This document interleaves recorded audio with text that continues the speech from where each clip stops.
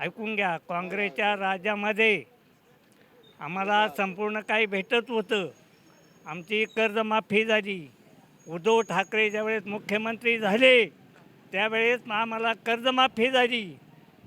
आत्तापर्यंत आमच्या सोसायटीला आम्ही जे सहकार्य केलं, परंतु ह्या सालीवरचं म्हणजे पीक समृद्धीमध्ये आमची मोठी नुकसान झाल्यामुळं आम्हाला कुठली सवलत मिळाली नाही. अजून त्याचा विमा भेटला नाही आणि त्या विम्यासाठी कोणी कार्यकर्ता आमच्या शेतामध्ये उभा सुद्धा राहिला नाही. ऐकून घ्या. आणि आमचे भाऊसाहेब थोरात म्हणजे आमचे प्राणप्रिय बाळासाहेब थोरात हे आमचं प्राणप्रिय म्हणजे आमचं जीवन. ह्या संगमनेर तालुक्यातले बाळासाहेब थोरात हे आमचं प्राणप्रिय.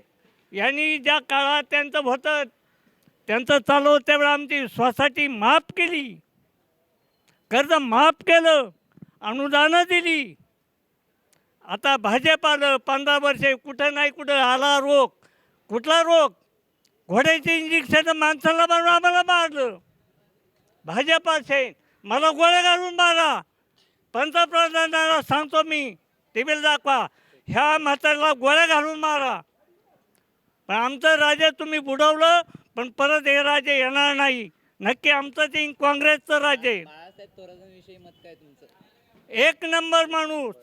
आमच्या राष्ट्रासाठी, आमच्या तालुक्या जिल्ह्यासाठी नाही, महाराष्ट्रासाठी हा जागलेला माणूस. त्यांचे वडील भाऊसाहेब थोरात सुद्धा.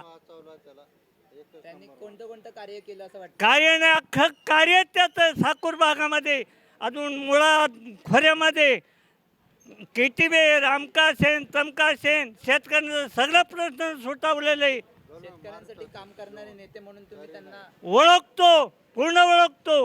एक त्यांचं शिक्षण क्षेत्रातलं काम कसं वाटतं? आरोग्य शिक्षण क्षेत्रानं आरोग्यातलं सुद्धा ठिकाणी त्यांनी केलं. अजून जागा नाही मिळेल. साहेब काय करतील?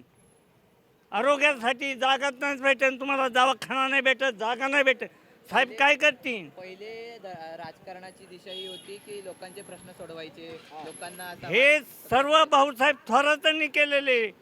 पण आता असं म्हटलं जातं की जाती जातीतलं राजकारण जातीतनं त्यांनी कधीच नाही आम्हाला दाखवलं. जात नाही, पात नाही, सर्व एकच धरलं आम्हाला. एकंदरीत काय वाटतं की ते पडण्याचं कारण काय आहे? काही असू पण आम्ही एकत्र असून सगळे बांधव, आम्हाला जातीचा भेद नाही. पुढच्या निवडणुकीत ते जिंकून कुठे नाही, आम्हाला कुठेच नाही, कोणी असू द्या. पुढच्या निवडणुकीत त्यांना जिंकून द्याल काय मतदार म्हणून? देणार.